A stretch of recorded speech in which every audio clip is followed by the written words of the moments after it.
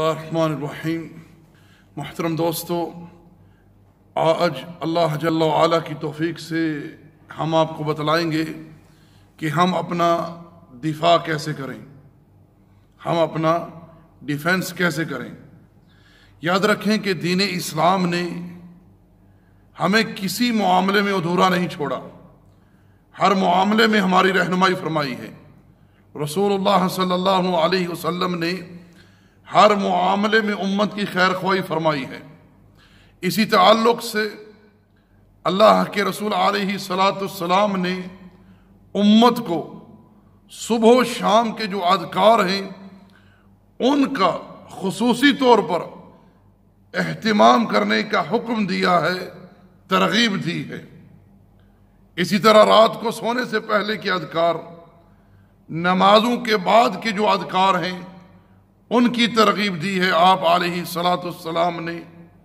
حتیٰ کہ صحیح بخاری میں سیدہ عائشہ رضی اللہ تعالی عنہا سے مروی ہے کہ نبی محترم صلی اللہ علیہ وسلم جب رات کو سونے کے لیے اپنے بستر پر تشریف لے جاتے تو آپ علیہ السلام قرآن مجید کی آخری دو صورتیں سورہ فلق والناس، ان دو صورتوں کی تلاوت فرماتے اور اپنے ہاتھوں کو جمع فرماتے صلی اللہ علیہ وسلم، اور ان ہاتھوں میں پھونکتے، پھر اپنے پورے جسم پر اپنے ہاتھ پھیرتے جہاں تک آپ کا ہاتھ پہنچتا۔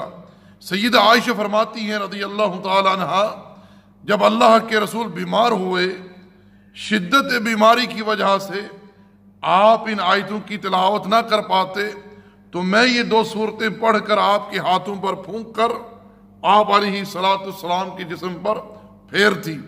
اب اندازہ کریں کہ نبی محترم علیہ السلام کے متعلق اللہ جل وعلا نے کیا ارشاد فرمایا، وَاللَّهُ يَعْصِمُكَ مِنَ النَّاسِ، اللہ تعالیٰ لوگوں سے آپ کی حفاظت فرمائے گا۔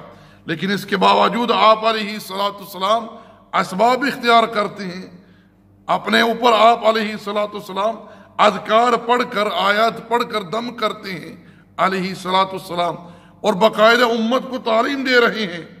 ایک حدیث میں آپ علیہ السلام نے ارشاد فرمایا کہ جس نے صبح 3 مرتبہ یہ کلمات کہے، کیا؟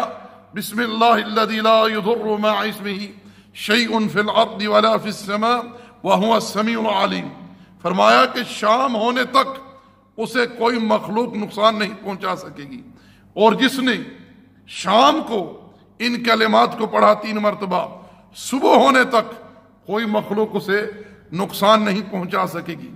اسی طرح نبی محترم صلی اللہ علیہ وسلم نے تعلیم دی ہے کہ اگر تم میں سے کوئی کسی جگہ جا کر رہائش اختیار کرے، پڑاؤ ڈالے، تو 3 مرتبہ یہ کلمات پڑھ لے۔ کیا؟ اعوذ بکلمات اللہ التامات من شر ما خلق، فرمایا کہ جب تک وہ وہاں رہے گا اسے کوئی مخلوق نقصان نہیں پہنچا سکے گی۔ دوستو، ہمیں ہر طرح کے دشمن کا سامنا ہے۔ کچھ دشمن تو ایسے ہیں جن کا مقابلہ ہم اپنے ہاتھوں سے کر سکتے ہیں، لیکن کچھ ایسے پوشیدہ دشمن ہیں جن کو ہم نہیں جانتے، جن میں شیاطین ہیں، جن ہیں جن سے ہم واقف نہیں ہیں، وہ ہمیں وہاں سے دیکھتے ہیں جہاں سے ہم انہیں دیکھ نہیں پاتے۔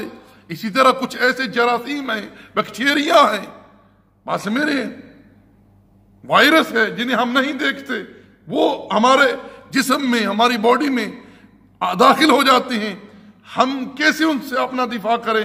تو اس تعلق سے نبی محترم صلی اللہ علیہ وسلم نے جو دعائیں ہمیں بتلائی ہیں وہ بہترین دفاع ہے، بہترین ڈیفنس ہے۔ نبی علیہ السلام نے سورۃ البقرہ کی آخری آیات کے متعلق ارشاد فرمایا، آمن الرسول سے لے کر آخر تک، فرمایا کہ جو رات کو ان کی تلاوت کر لے یہ آیات اس کے لیے کفایت کر جائیں گی۔ اسی طرح سورۃ الفاتحہ جس کا نام ہی شفا ہے، جس کا نام ہی دم ہے، رقیہ ہے، جو اللہ تعالیٰ نے آپ علیہ السلام کو ایک عظیم نور تحفہ عطا فرمایا ہے آپ کے لیے اور آپ کی امت کے لیے، اور جسے رب نے اپنے اور اپنے بندے کے درمیان آدھا آدھا تقسیم کر دیا ہے۔ صحیح بخاری میں ابی سعید خدری رضی اللہ تعالی عنہ سے مروی حدیث کہ انہوں نے سورۃ الفاتحہ پڑھ کر ایک قوم کے سردار کو دم کیا جس کو سانپ نے ڈس لیا تھا، اللہ نے اس کو شفا دے دی۔ اللہ اکبر۔ اسی طرح رات کو سونے سے پہلے آیت الکرسی کا اہتمام، آیت الکرسی کا اہتمام۔ صحیح بخاری میں قصہ موجود ہے ابو ہریرہ رضی اللہ تعالی عنہ کا، جب انہوں نے شیطان کو پکڑا جو صدقہ فطر سے چوری کرنے کے لیے آیا، تو شیطان نے ابو ہریرہ سے کہا تعانی مجھے چھوڑ دے، میں تجھے آج ایسے کلمات سکھلا کر جاؤں گا جن سے اللہ تجھے فائدہ پہنچائے گا۔ ابو ہریرہ کہتے میں نے ان سے پوچھا، شیطان سے پوچھا ما ہن، وہ کلمات کیا ہیں؟ قال اذا اویت الى فراشک فقرأ آیت الکرسی اللہ لا الہ الا هو الحی القیوم، کہ جب تو رات کو سونے کے لیے اپنے بستر پر آئے، سونے سے پہلے آیت الکرسی کی تلاوت کر لیا کر۔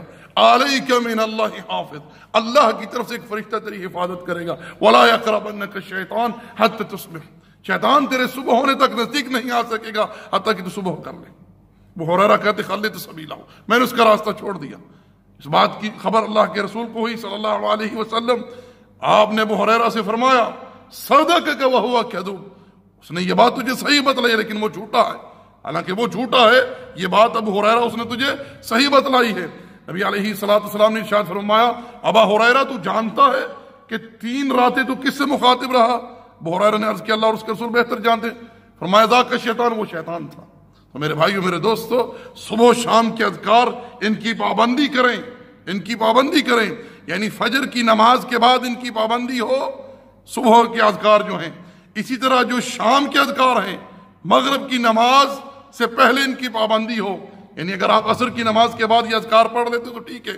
اسی طرح جو اذکار نماز کے بعد ہیں ان کا بھی اہتمام کریں، 5 نمازوں کے بعد، جیسا کہ آیت الکرسی کی تلاوت ہے، سورہ اخلاص کی تلاوت ہے، اسی طرح فلق و ناس کی تلاوت ہے، تسبیحات ہیں، رات کو سونے سے پہلے اذکار ہیں، ان کو پڑھیں۔ نبی علیہ السلام سے دعائیں ثابت ہیں، وہ پڑھ کر سوئیں۔ یہ دفاع ہے ہمارا، یہ ڈیفنس ہے ہمارا۔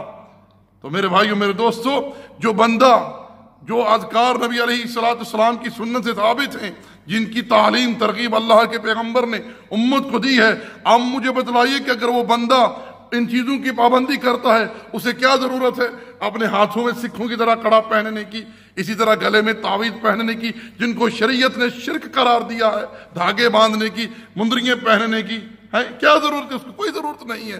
کیا ضرورت ہے اس کو لوگوں کے سامنے سر جھکانے کی؟ جو اللہ کے رسول کی سنت کی اتباع کر رہا ہے اسے کیا ضرورت ہے لوگوں کے سامنے جا کر جھکنے کی؟ میرے بھائیوں میرے دوستوں، آج امت نے سنت کو چھوڑا ہے، اس لیے امت شرک اور بدعات کی وادیوں میں گری ہوئی ہے۔ عبداللہ ابن مسعود رضی اللہ تعالیٰ عنہ فرمایا کرتے تھے، اے لوگو اگر تم نے اپنے پیغمبر کی سنت کو چھوڑ دیا تم گمراہ ہو جاؤ گے۔ نبی محترم صلی اللہ علیہ وسلم سے ثابت ہے، آپ حسنین کو ایک دعا پڑھ کر دم کیا کرتے تھے، کیا وَعِذُكَ بِكَلِمَةِ اللَّهِ تَعَمَّاتِ مِن كُلِّ شَيْطَانٍ عَمَّ وَمِن كُلِّ عَيْنٍ لَعَمَّ، اور فرمایا کرتے تھے یہ وہ دعا ہے جس کو پڑھ کر ابراہیم علیہ السلام اسماعیل و اسحاق کو دم کیا کرتے تھے۔ آج یہ دم نہیں کرتے لوگ، یہ دعا پڑھ کر دم نہیں کرتے، لیکن معصوم بچوں کے گھروں میں تعویذ ڈالا ہوا ہے دفاع کے لیے، نظر بد سے بچنے کے لیے، حسد سے بچنے کے لیے۔ میں کہتا ہوں سنت کی اتباع کریں، اس میں خیر و برکت ہے بھائیو۔ وما علینا الا البلاغ وصلی اللہ علی نبینا محمد وعلی آلہ وصحبہ اجمعین۔ جزاکم اللہ خیر۔